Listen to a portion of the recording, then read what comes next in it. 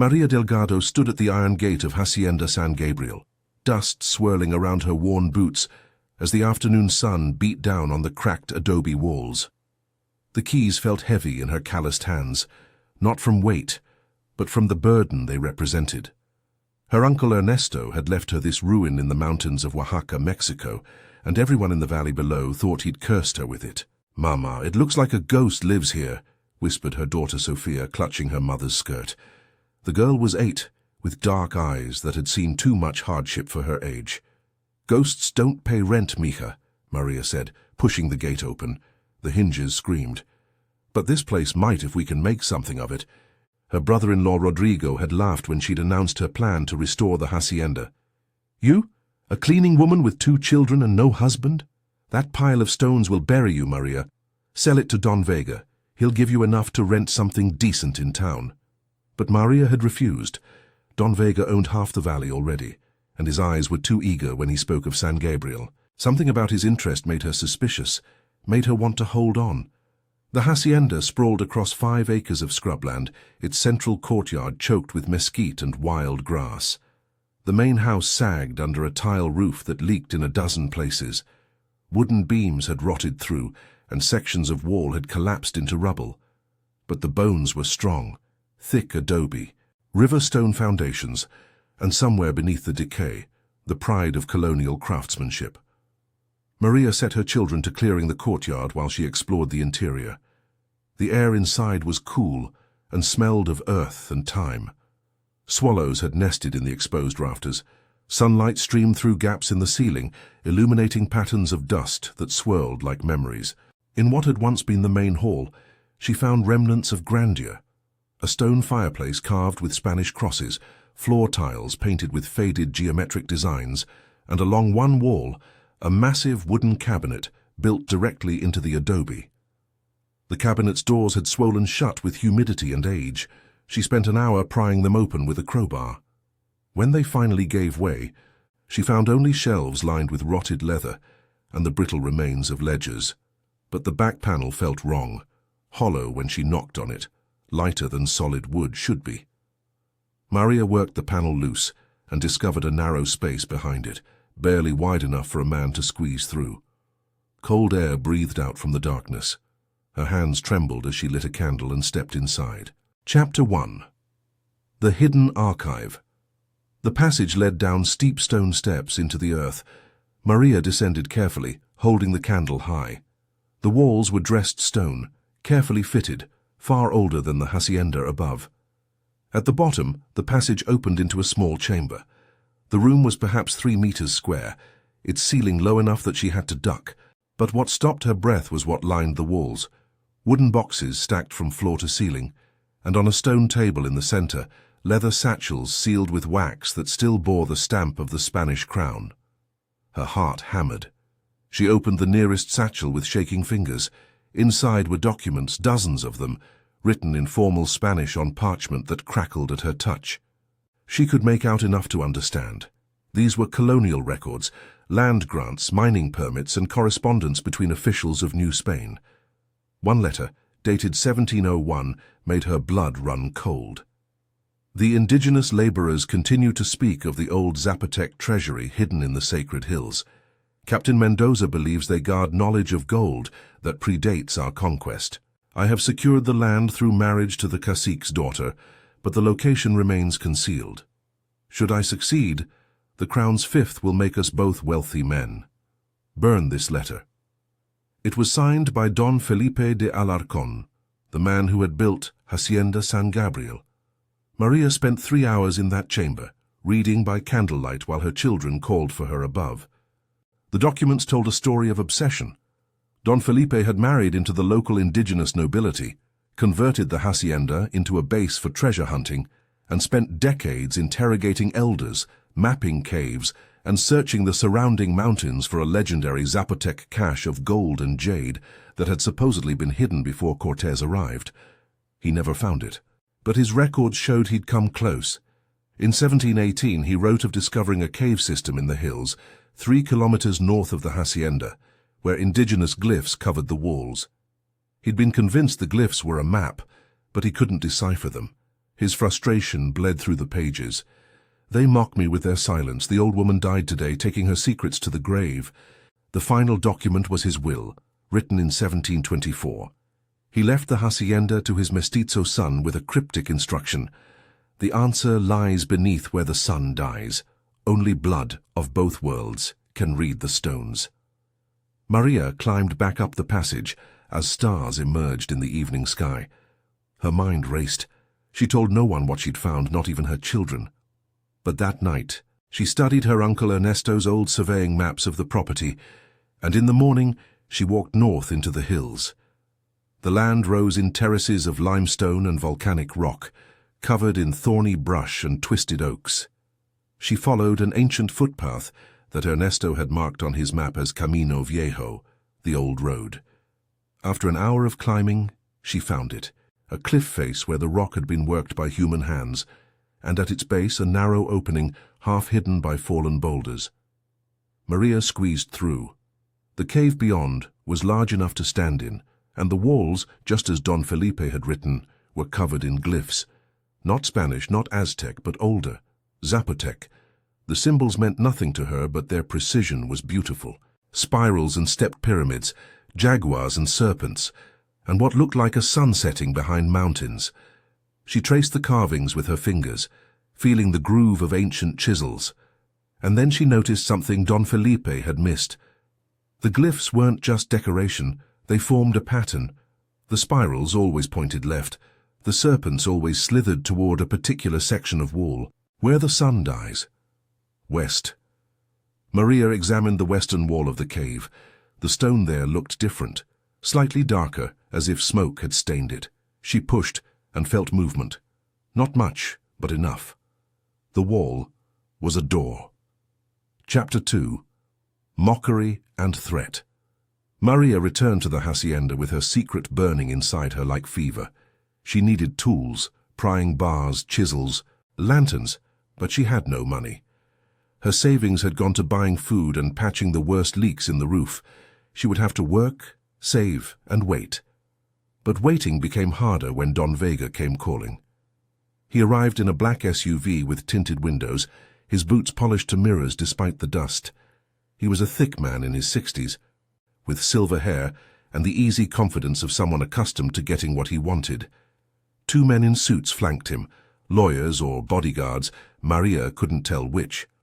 "Señora Delgado," he said, removing his sunglasses, "I've come to make you an offer, a generous offer."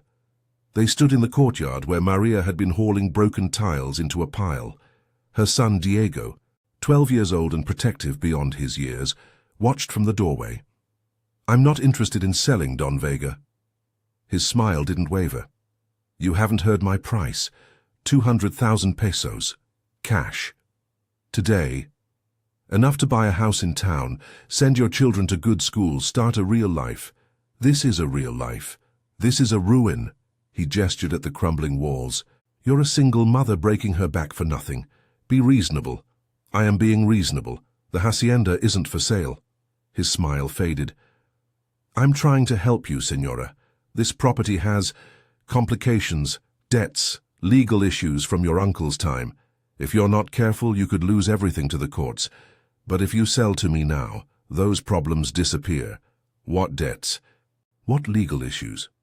"Let's just say Ernesto made promises he couldn't keep. Water rights disputes, boundary disagreements with neighboring ranches. These things can drag on for years, cost more than the land is worth." He stepped closer, lowering his voice. "I'm offering you a clean exit. Take it." Maria met his eyes. "No." For a moment, something cold flickered in Don Vega's expression. Then the smile returned, tight and false. "You're making a mistake. This land has broken stronger people than you." He left, his SUV spitting gravel as it accelerated down the mountain road. That night, someone cut the lock on her water tank and drained it. The next week, her vegetables were trampled and someone spray-painted "Vete," leave, on the hacienda's outer wall in dripping red letters. Her friends in town began avoiding her. The hardware store owner, who'd always extended her credit, suddenly demanded cash up front. At the market, women whispered behind their hands when she passed. Only Senora Pacheco, an elderly woman who ran the tortilleria, spoke plainly. Don Vega wants you gone, mija. He's telling people you're going to fail, that you're wasting everyone's time. He says the hacienda is cursed, that Ernesto went mad there. Did he? The old woman's eyes were kind but sad. Ernesto was searching for something. He spent his last years digging holes, talking about old stories. People thought he'd lost his mind. Maybe he had, but maybe he found something that scared Don Vega. Maria thought of the documents hidden in her bedroom, the cave in the hills. What does Don Vega want with San Gabriel? The same thing every rich man wants, more. He owns the valley, but the mountains, those are still free. If he controls San Gabriel, he controls the water sources, the old roads, everything. She leaned closer. Be careful, Maria. Men like that don't lose gracefully. The harassment continued. Fences were cut. Her chickens disappeared. Someone slashed the tires on her truck. Each incident was small enough to seem like bad luck, but together they formed a pattern of pressure. Diego wanted to fight back, to confront Don Vega's men, but Maria forbade it. We win by surviving, she told him, by staying when everyone expects us to leave. She took extra cleaning jobs in town, saving every peso. She stopped buying anything except beans, rice, and mesa. She patched her clothes until they were more patches than cloth, and slowly, painfully, she accumulated what she needed: a good prying bar, a battery-powered lantern, chisels, rope. 3 months after finding the cave, she returned at dawn, when the mountains were still purple with shadow and no one would see her climb. Chapter 3. The chamber. The stone door in the cave wall had been sealed with mud and small rocks, then covered with a thin layer of carved stone to make it invisible. Maria worked for hours, carefully removing debris, preserving the glyphs. The Zapotec builders had been clever. The door wasn't hinged but balanced on a central pivot. Once freed from centuries of accumulated grime, it swung open with surprising ease. Cold air rushed out, carrying a smell of mineral water and deep earth. Maria's lantern revealed a passage sloping downward, its walls smooth as glass. She tied one end of her rope to a boulder outside, then descended into darkness. The passage dropped 20 meters before leveling out into a natural cavern, and there, in the center of the cavern floor, was a sight that stopped her breath. A stone platform, 6 meters square, held hundreds of objects arranged in careful rows: pottery vessels painted with gods and glyphs, jade masks with shell eyes, copper bells that still rang when she touched them, obsidian blades polished to mirrors, and in the center, stacked in neat pyramids, gold discs embossed with calendrical symbols. This wasn't Spanish gold. This was pre-conquest Zapotec treasure, offerings to their gods, royal regalia, sacred objects hidden before the conquistadors could melt them down and ship them to Spain. Maria knelt, trembling. The wealth here was beyond calculation. Museums would pay fortunes, collectors would kill for a single piece, and she, a cleaning woman that everyone pitied, held the only key to it all. But as she examined the chamber, she noticed something else. Along one wall, partially hidden by a fall of rock, were Spanish artifacts: a steel breastplate, a rotted leather satchel, and bones, human bones, wearing the remnants of colonial clothing. Don Felipe had found the chamber after all, but he'd never left it. A section of ceiling had collapsed on him, perhaps triggered by his own digging. He died here, surrounded by the gold he'd spent his life searching for, and the secret had died with him. Maria worked quickly, photographing everything with her phone, documenting the layout and glyphs. She took nothing, not yet. She needed time to think, to plan. This discovery would change everything, but it had to be handled carefully. If Don Vega learned of it, he would find a way to claim it. The courts, the government, the academic world, all of them would descend like vultures. She needed protection, she needed proof of her claim, and she needed allies. She climbed back to the surface as the sun climbed toward noon, sealing the cave entrance behind her. Her mind spun with possibilities and dangers. The treasure wasn't just gold. It was history, identity, a connection to the people who had lived in these mountains long before Spain, before Mexico, before the modern world tried to erase them. That evening, as she cooked dinner for her children in the hacienda's patched kitchen, Diego asked, "Mama, why do you keep going to the hills?" Research, she said, learning about this place. Are we going to stay? She looked at her son, thin, sun-dark, old beyond his years from watching his mother struggle. Yes, she said, we're going to stay, and we're going to win. Chapter 4. Truth Revealed. Maria contacted Dr. Elena Fuentes, an archaeologist at the National University, who specialized in Zapotec culture. She sent carefully worded emails describing possible colonial artifacts on her property, attaching photos of the glyphs, but nothing of the treasure itself. Dr. Fuentes arrived 2 weeks later, a sharp-eyed woman in her 40s with grey-streaked hair and the cautious enthusiasm of someone who'd learned to doubt big claims. Maria showed her the documents first, the colonial records from the hidden archive. The archaeologist's hands shook as she examined them. These are authentic, primary sources from the early colonial period. They belong in archives, Maria. They're invaluable. Keep reading, Maria said. When Dr. Fuentes reached Don Felipe's descriptions of the cave and the glyphs, her professional composure cracked. You've seen these glyphs? They still exist? I can show you. They hiked to the cave the next morning. Dr. Fuentes spent 3 hours photographing and analyzing the carvings, her excitement growing with each frame. This is late classic Zapotec, probably 600 to 800 CE. The symbology suggests this was a sacred site, possibly a tomb or offering chamber for nobility. There's more, Maria said, and opened the hidden door. Dr. Fuentes descended into the chamber and went silent. When she finally spoke, her voice was thick with emotion. Santa Maria, this is undisturbed. Do you understand what that means? Every piece of pre-Columbian gold in existence has been melted or scattered. But this is a complete ceremonial cache, the academic value alone. What about the legal value? The archaeologist turned to her. You own this land. My uncle left it to me. I have the deed. Then under Mexican law you have a claim. Not to the artifacts themselves, those belong to the nation, but you're entitled to recognition, finder's fees, and most importantly, protection. Once this is registered with INAH, no one can touch this site without federal approval. Even Don Vega? Dr. Fuentes smiled grimly. Especially Don Vega. Men like him hate bureaucracy. It's the one thing they can't bribe or bully their way through. They spent the next week documenting everything. Dr. Fuentes brought a small team of trusted colleagues, all sworn to secrecy. They photographed, measured and catalogued every object. They mapped the cave system and analyzed the glyphs. They even recovered Don Felipe's remains and documented how he'd died. The story emerged piece by piece. Don Felipe had found the chamber, but triggered a roof collapse trying to remove the larger gold pieces. He'd been trapped, mortally injured, and died within hours. His family never knew what happened to him. The hacienda had passed through generations until Ernesto inherited it, discovered the hidden documents, and spent his final years trying to finish what his ancestor had started. Your uncle was close, Dr. Fuentes said. His maps had him within 100 meters of the cave, but he ran out of time. And Don Vega? Probably heard rumors.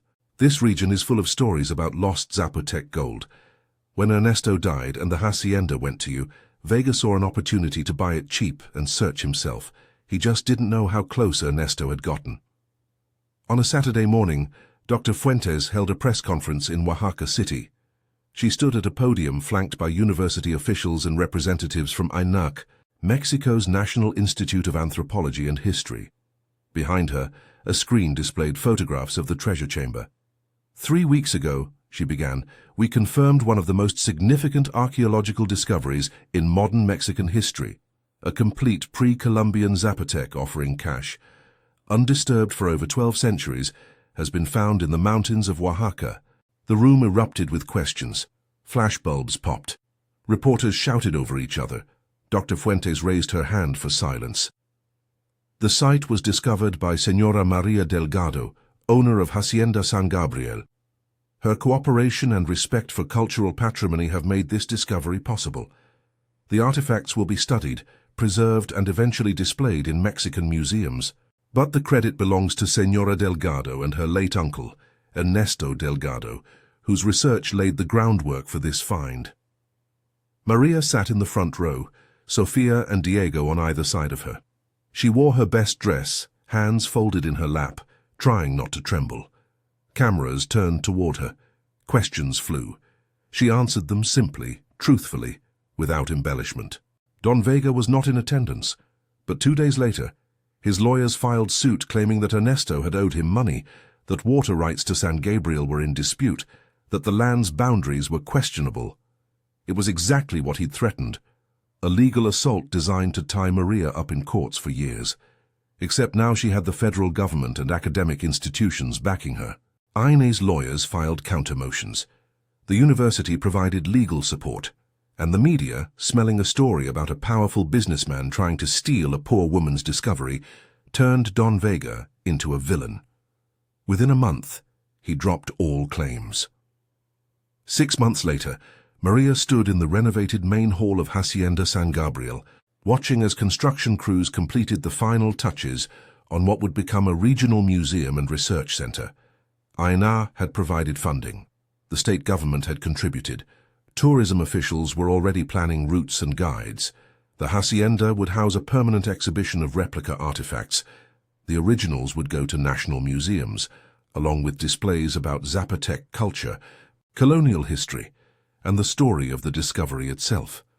Maria had been offered a position as site manager, with a salary that would support her family and education funds for her children.